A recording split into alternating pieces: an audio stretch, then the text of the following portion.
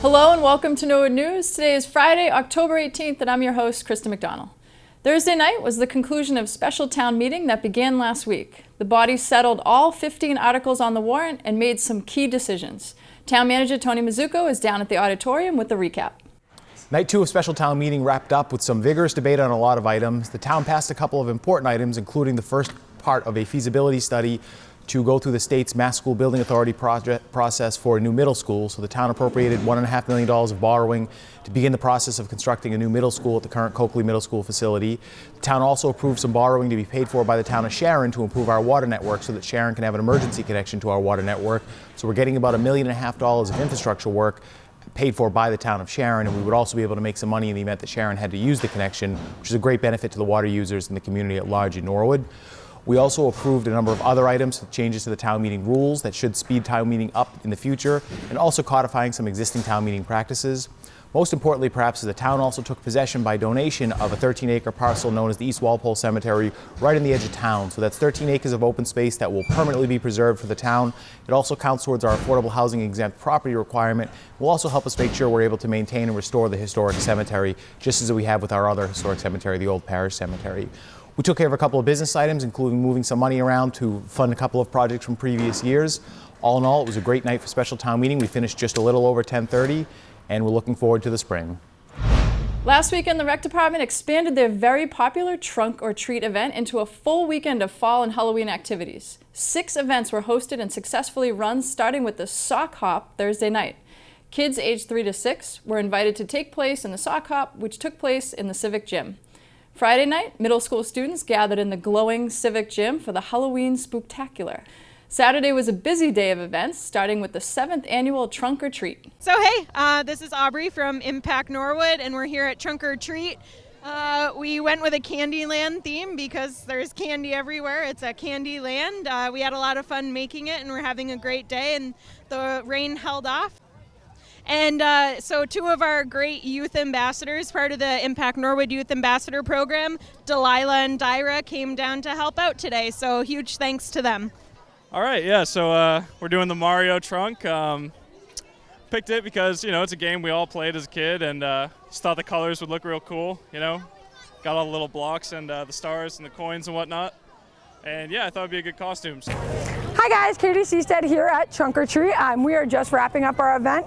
Although the weather wasn't awesome, we still had a great turnout. It's part of Fall Fest weekend. We had over 25 trunks here today. We'd like to thank the community for donating over $2,000 worth of candy for our trunks. We just got numbers in. Right now we have a full F-150 truck heading down to the Norwood Food Pantry, and then we collected over $200 for the new Norwood Food Pantry. We have a couple more events going on with Fall Fest weekend. Hopefully we see you at one of the events. But once again, thank you to our trunks. Thank you to all those who donated the food.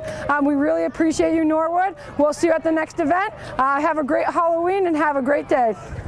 Following the Trunk or Treat, the first ever Boo Brew was hosted at Castle Island Brewery. Adults and their children enjoyed a fun afternoon of cornhole, arcade games, pumpkin carving, brews, apple cider, and donuts. The final event of Saturday was the Movie on the Common, which was moved to the Civic Gym due to the weather. The weekend full of events wrapped up on Sunday with the first ever pumpkin float at the Hawes Pool area. Residents were asked to show up with pre-carved pumpkins, which would eventually be placed on floats and dropped into the water at the Hawes Ponds. And we've had a bunch of events throughout the weekend, and we thought it'd be cool to end it with this evening's pumpkin float. So this is our first annual pumpkin float down here at Hawes, and we've had a huge turnout, tons of families, tons of kids, and the weather's been perfect. So we're really happy about this. Some exciting news happening in Norwood this week. The highly anticipated opening of Daddy's Dairy. Doors opened at noon on Friday. Excited, tired. Yeah, we feel great. But we're very excited. We do a little bit of everything, so we have something for everybody. We have 80 flavors of hard ice cream. We have vegan ice cream. We have sorbets. We carry over 200 made-to-order soft serve flavors. We make all of our cakes in-house, cookies, sandwiches, dip bananas. We have our Tipsy Scoop line, which is our boozy ice cream. So we have a little bit of everything. Yeah. I think we'll be in Norwood for a long time. It's Yeah. really a nice community, and everyone has been very welcoming to us. That's been awesome. From the people in the town to the people at Town Hall, everyone. Just been a great experience. Stay tuned after this break for an update from our town manager, a costume drive, and for this week's Living Local.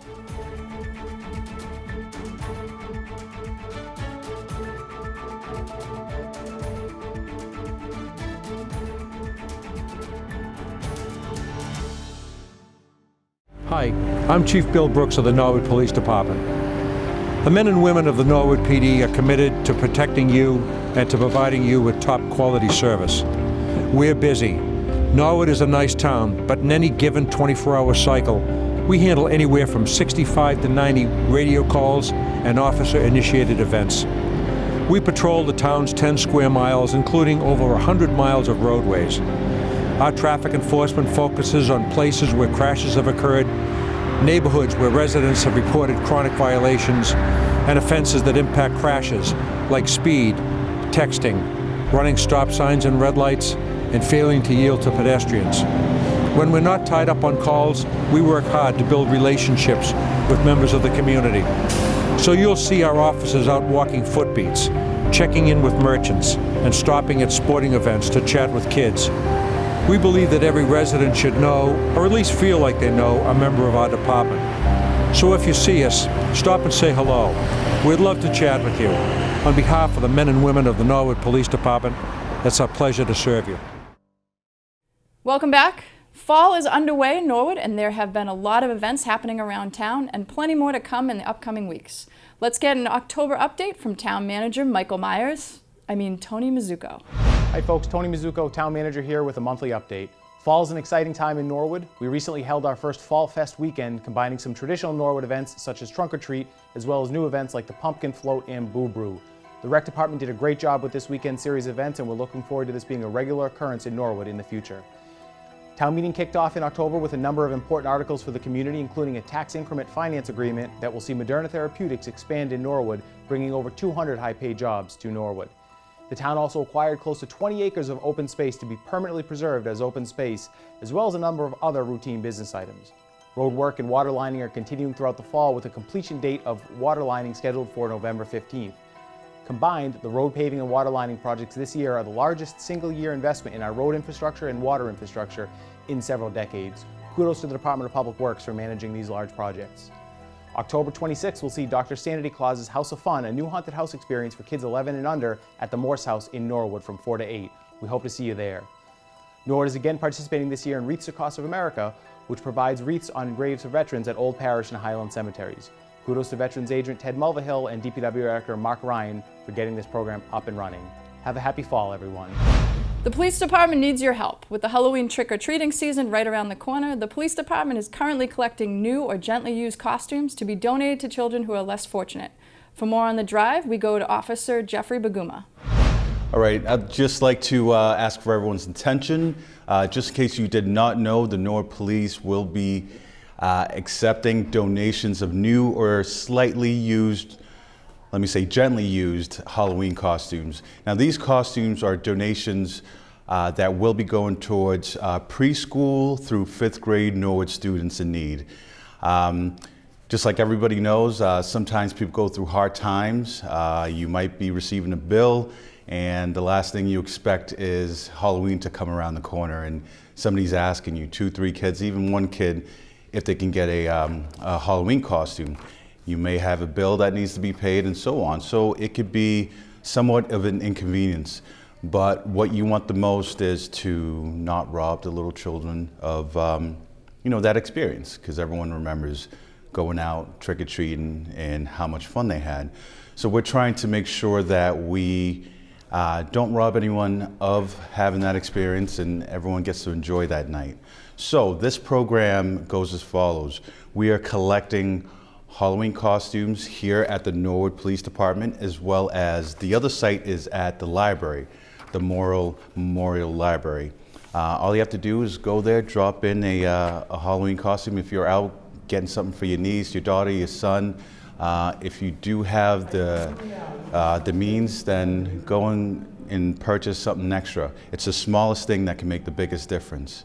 So This is what we're doing. This goes until the 27th of October, and on the 28th we will have all the costumes in our community room. It's going to run from 4 p.m. to 7 p.m. where we can have families come in and choose Halloween costumes that they may want to wear on Halloween. Homeowners, I'm sure you know firsthand the struggle that comes with shopping for appliances and furniture. Well, luckily, you don't have to look too far. Sam's Appliances, TV and Furniture in South Norwood is a great spot to buy and repair your appliance and furniture needs. Brian Dunn caught up with the staff to hear their story on this week's Living Local.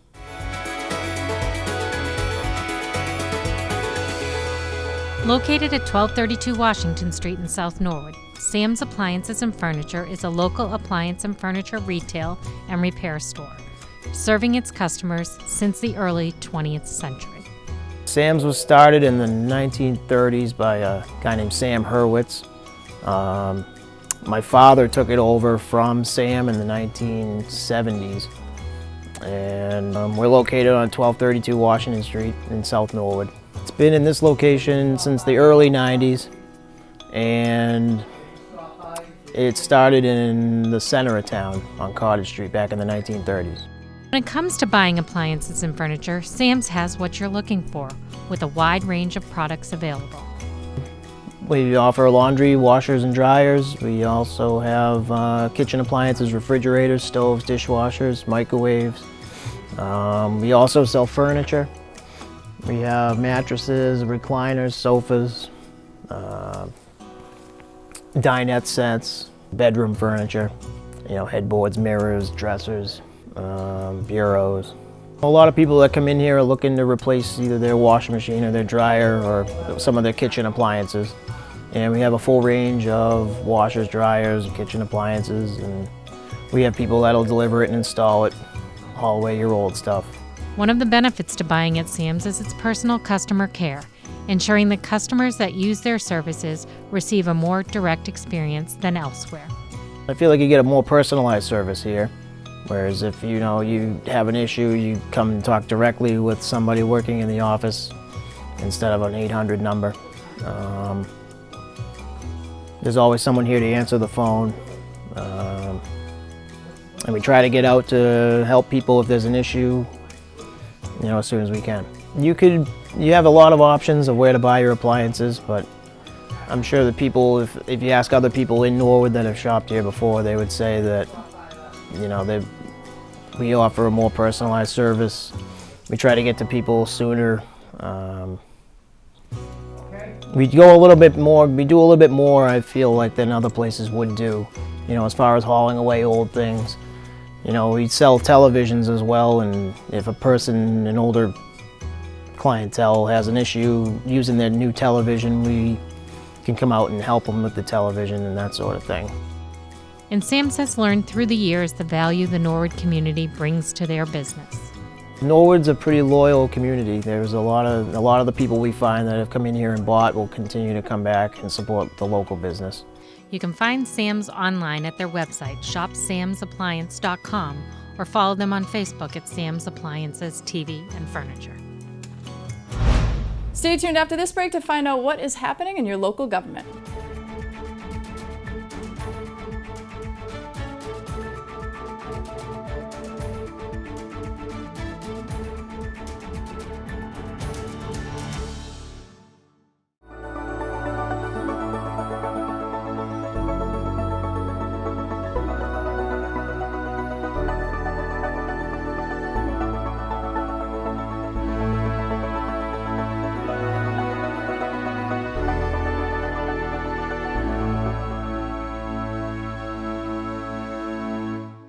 Welcome back to Norwood News. With 3 appointments on the agenda, the Selectmen met Tuesday night.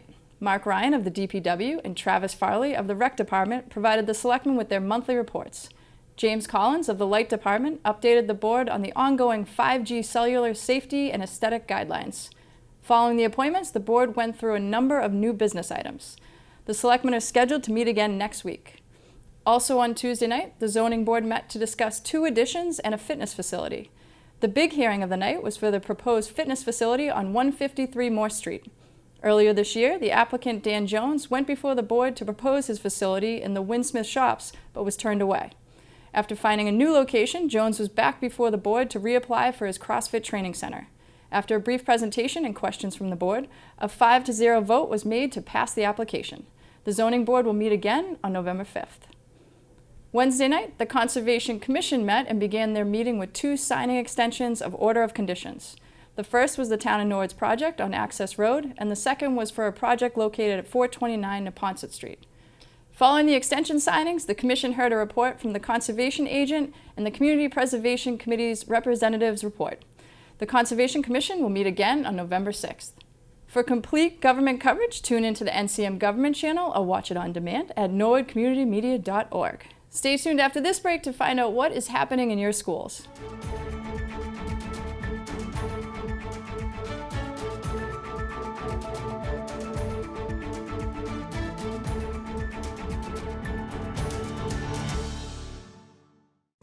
Living Local is a new program coming to Norwood Community Media that highlights businesses and events here in Norwood. Everything you need to know about eating local, shopping local, exercising local, or even creating local, you'll find it right here on NCM's newest program, Living Local. You'll get an inside look into what makes each business unique.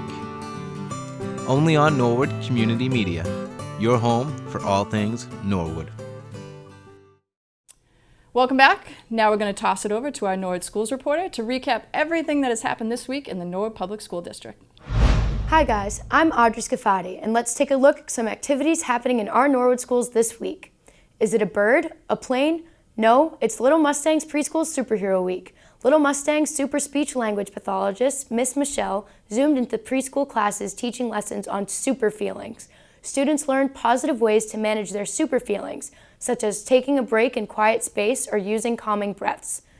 Throughout the hallways of LMPA, students could practice different strategies, all with the superhero theme, such as Hulk muscle flexes and Spider-Man wall push-ups. At the end of the week, there was also a surprise guest at the Little Mustangs all-school meeting. As you can see, Spider-Man was very impressed with all the Little Mustang superheroes. Students had a blast tying in a favorite theme to an important social-emotional lesson. Chartwell's Seed to Table celebration continued at the Cleveland and Willett schools. The children in Mrs. Lampron's kindergarten class enjoyed a special visit and planted their very own basil seed. They used recycled milk cartons as the planters to show the students that you can repurpose containers to start a garden with everyday items that you may have around the house. Resident dietitian Kelsey Massif shared fun facts about basil and vitamin K, such as acting as a natural Band-Aid and assisting with healing cuts and scrapes. The classroom will watch the basil seeds start to sprout right in their classroom and will soon have their very own basil harvest. Next up, Chef Eli prepared a basil tofu stir-fry with locally grown peppers and fresh basil. Kelsey continued to sprinkle in fun facts such as tofu being an excellent source of protein and there being over 150 varieties of basil. The students got to watch the stir-fry get made right in front of them and learned a little about each of the ingredients. The 2-bite rule was in effect where all of the students tried at least 2 bites of the basil tofu stir-fry. They look forward to watching the basil grow over the rest of the Seed to Table month. At the Callahan School Library Makerspace with Mr. Rowland, students played Mad Scientist as they did a wind-up toy dissection activity. Students started by diagramming a hypothesis of how a wind-up toy worked. Then they used screwdrivers to disassemble the wind-up toys, observing carefully how they actually worked and drawing a second, more accurate diagram.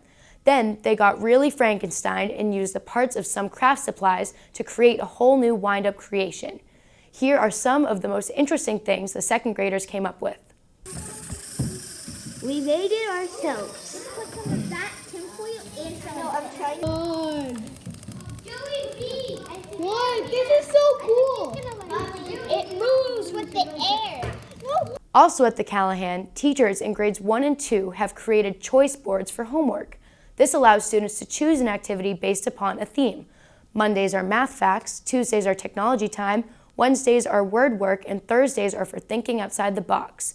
Students in Mrs. Wood's grade 1 class complete writing journals to share weekend events. Teachers are amazed to watch the progression of writing from the start of the school year to the end of the year. The Oldham School ended a week-long Booster-thon fundraising event with the school's third Kid with Character Fun Run. Over the past week, students have followed Booster-thon character building program during lunch, which taught students to work together to support each other, use integrity, and be a good friend. The culmination of the program was a 35-lap fun run, for which students had recruited per-lap pledges from family and friends. Coordinated by the co-vice president Jen Carey, co-treasurer Trish O'Malley, and co-president Christine Carey, the week-long program raised over $17,000 for the Oldham PTO to use in school enrichment programs, playground improvements, and additional school support. This is the third year the Oldham has run this program. Great job, Oldham. At the Cleveland School, students are swinging thanks to the efforts of Mrs. Capola, the PTA, and Norwood Building and Grounds. In addition to the new swings, a second buddy bench was installed out front for students to use during recess.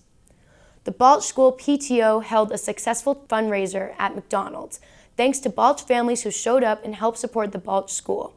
Speaking of the Balch PTO, they recently sponsored and assembled with Billy B. He uses songs, dances, theatrical backdrops, and improv comedy to reach and teach his audience about the wonderful workings of our beautiful planet. The students had fun with his music and learned about biodiversity, which is the variety of life found in our world. And finally, students in Mrs. Care's 4th grade class recently had a fun assignment. They all produced their own creative depictions of the Balch School. What a great way to show Balch pride. Well, that's it for school news. For more information about the Norwood school system, please check the website, Facebook, and watch NCM. Now let's send it over to Brian Dunn for Norwood Sports News.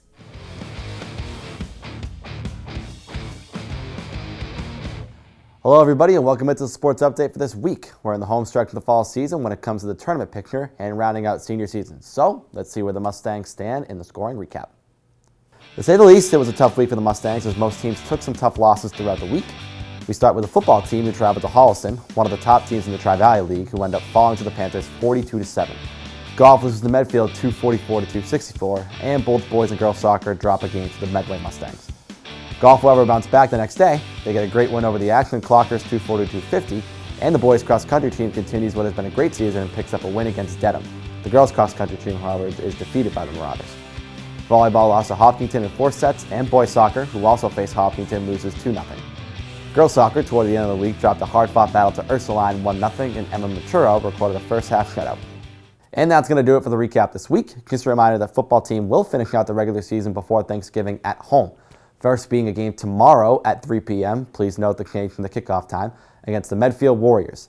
NCM will be live at 2:45, and you won't want to miss this game as serious playoff implications are at stake. Until next week, Kristen, take us home. Thanks, Brian. The Norwood Mustang Marching Band's competition season is off to an incredible start. The band has competed in 3 New England Scholastic Band Association competitions held in Medford, Melrose, and Wakefield, bringing home first place in each show. The band has also earned awards for Best Music, Best Percussion, and Best Color Guard. The 61-member band and color guard are composed of students in Norwood Public Schools, grades 8 to 12. You'll have your chance to see the band's magical show, Hansel and Gretel, at Norwood High School on Sunday, October 20th at 3:30 p.m. The Norwood Junior Women's Club is hosting a Halloween kids karaoke costume party on Thursday, October 24th at the Norwood Civic Center. Tickets are available on eventbrite.com at NJWC Kids Karaoke 2019. For only $10 per child, they will receive pizza, beverage, treats, and an opportunity to perform 1 karaoke song.